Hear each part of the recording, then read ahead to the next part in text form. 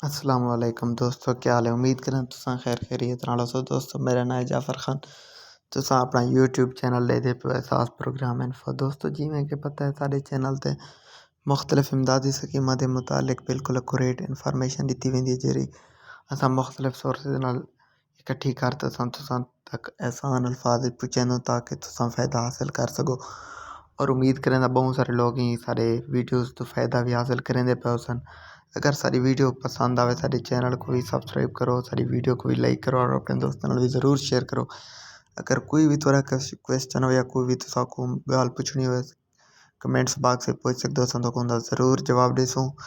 पहले तो असां ट्राई करें कि तो थोड़े कमेंट्स का जवाब दूँ। अगर वो तो पॉसिबल कहना उसे अगली वीडियो अच्छी तो दे देसूँ, ठीक है दोस्तों। और जुल्दे से अब अपनी वीडियो की तरफ। दोस्तों जिमें चौथा बनेल दिखा उसी के एहसास राशन प्रोग्राम दोबारा शुरू थी गया, लेकिन मैं ये सारे में हर बंदे खातिर दोबारा कहनी शुरू थिया। ये कुछ मखसूस लोग उन्हें खातिर शुरू किया गया।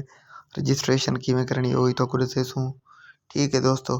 एहसास राशन पोर्टल ते वेसो, गूगल ते सर्च करे सो तो सर्च कर, मैं तो कुछ सर्च भी करते दिखा देना, ठीक है। एहसास राशन प्रोग्राम लिख सो, पहली पहली जरी लिंक आवे एहसास पंजाब gov.pk उन्हें क्लिक करे सो।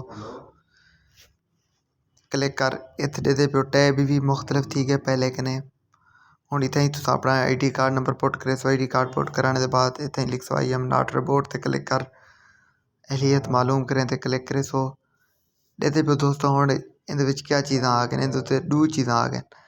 अपना कौमी शनाख्ती कार्ड नंबर रजिस्टर करने के लिए कासी तरह इस पर मैसेज करें या एक खिदमत मराकज सेंटर पर विजिट करें।